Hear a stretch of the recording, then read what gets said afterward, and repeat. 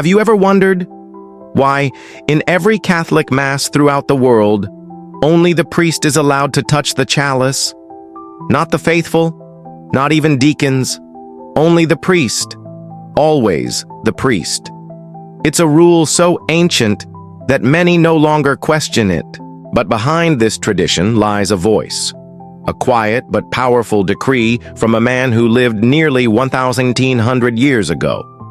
His name was Saint Sixtus, the seventh successor to Saint Peter, a pope who led the Church during one of the most fragile periods in her early history.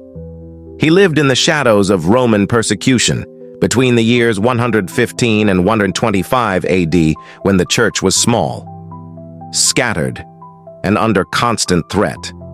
Yet in this hidden time, he made a decision that would echo through centuries, a decision rooted in reverence, in theology, and above all, in love for the Eucharist. He declared, "Only priests may touch the chalice." Why? What did he see that others didn't? What mystery was he protecting? To understand that, we must step into his world, a world of underground churches, whispered prayers, and a people ready to die for what they believed. Let us now go back in time and meet the man who helped shape the heart of Catholic worship. The Church in the 2nd century was a church of blood and of silence. There were no great basilicas, no grand choirs, no processions in the streets. Christians worshipped in catacombs, in hidden rooms, beneath the city of Rome, a place where incense mingled with fear, and every gathering carried the risk of death. The Roman Empire tolerated many gods, but not the God who died on a cross, and certainly not those who called him Lord of all. Amid this tension, Pope Sixtus I was chosen to lead. He was not a pope of worldly power. There were no palaces, no public decrees, only a quiet, firm shepherd, protecting his flock in the shadows. Yet even in hiding, the early Church celebrated the same sacrifice we know today. The Holy Mass, simple, solemn, and sacred. The bread and wine were consecrated with trembling hands, as the faithful watched in reverent silence. In this fragile moment of church history, Saint Sixtus saw something essential. He understood that the Eucharist was not just a memorial. It was a miracle. And so, in this hidden church, he made a decision not just about liturgical discipline, but about guarding mystery. He declared, only the hands of a priest, consecrated, set apart, should touch the holy chalice. This was more than a rule. It was a defense of the sacred, and it would become one of his greatest legacies. But what exactly made this decision so important? Let us now look deeper into its meaning. Why would Saint Sixtus I draw such a clear line? Why insist that only priests may touch the chalice? To answer that, we must look beyond the rule itself and into the reality of what the chalice holds. At every Mass, when the priest speaks the words of consecration, the wine in the chalice becomes no longer wine, but the precious blood of Christ. It is not a symbol. It is not a metaphor.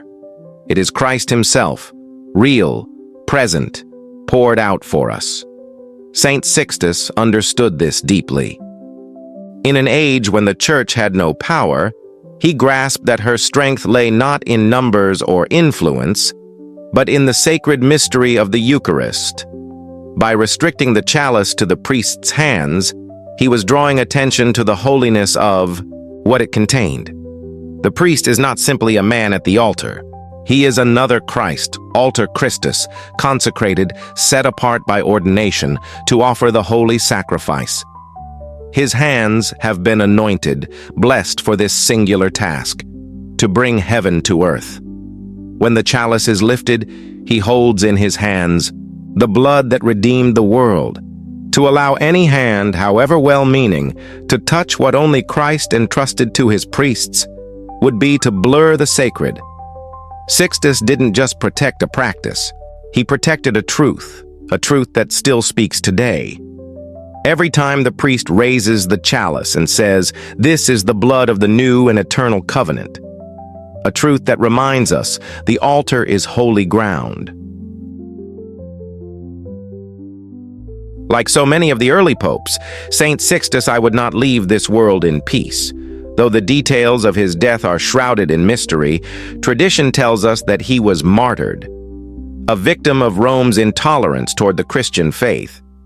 He gave no speeches in the Senate. No monuments bear his face. And yet, he gave everything. He gave his life, quietly, faithfully, completely, for Christ, for the Eucharist, for the Church. It is said that he was buried along the Via Appia, where many early martyrs rest, beneath the stones that once echoed with the footsteps of soldiers.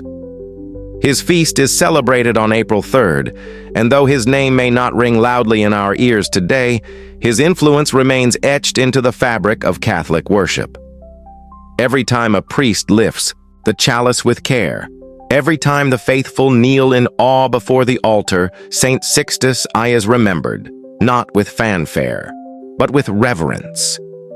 He reminds us that sanctity is not always seen, that sometimes the holiest voices are the quietest, and that true leadership lies not in authority, but in obedience to the sacred. And so, his legacy lives on, not in power, but in posture, in the way we approach the sacred, and in how we honor what is holy. Let us now reflect on how that legacy continues in the Church today. Today, nearly 2,000 years later, the Church stands tall. Cathedrals rise above cities, bells ring through valleys, and the Eucharist is celebrated in every corner of the earth. But even now, the chalice remains set apart. Even now, only the priest may touch it, not because the Church clings to old rules, but because she remembers what Saint Sixtus I knew, that some things are sacred, that some things are not meant to be common, that reverence is not outdated. It is eternal in a world that grows casual with the holy, that forgets the cost of the cross. Saint Sixtus stands as a quiet, firm reminder. Treat this mystery with awe, treat this altar as holy ground, approach the chalice with adoration. His decree may have been brief, but its echo has never faded. And now, dear listener, as you reflect on this saint of silence, this Pope of hidden strength, ask yourself, do I approach the Eucharist with the reverence it deserves? Do I see the sacred, or have I grown numb to the miracle? Saint Sixtus invites us back to wonder, back to worship, back to the heart of our faith. If this story has touched your soul, if it has renewed in you a love for the sacred, then please, like this video, share it with others, and subscribe to our channel, Jesus' Way of Salvation. Because through stories like these, we remember not only who we are, but whose we are. And together, we walk the path of saints toward the eternal chalice that never runs dry. May the peace of Christ be with you, now and always. There is a silence that speaks louder than words. It is the silence of saints who lived not for fame, but for faith. Saint Sixtus I was one of them. He left behind no writings, no monuments, no earthly glory, but he left us something far greater, a model of reverence, a call to holiness, a legacy of honoring the sacred in hidden ways. In a world that often prizes noise, speed, and attention, his life invites us to something deeper, to slow down, to enter the mystery, to see the altar, not as routine, but as divine encounter. You don't have to wear vestments to live reverently. You don't need a title to protect what is holy. You need a heart in love with Christ. So let us live like Sixtus, quietly faithful, deeply reverent, eternally focused, and in doing so, we Two become chalices, not of gold and silver, but of love, humility, and undying devotion. Faith is not only professed at the altar, it is lived in the silence of our days.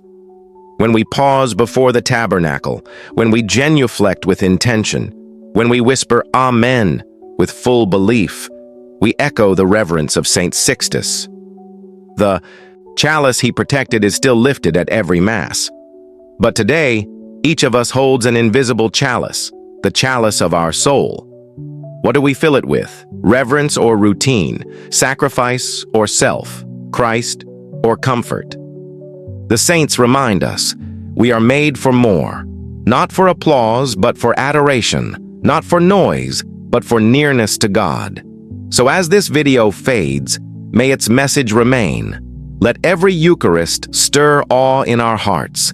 Let every act of worship be sincere. Let every ordinary moment become extraordinary in God's hands. And now, dear friend, go forth with this legacy. Live it, share it, be transformed by it. And if this message has blessed you, we humbly ask, like this video, share it with others, and subscribe to our channel. Jesus' Way of Salvation. Walk with us, pray with us, and together, let us walk the narrow way that leads to eternal glory. Amen.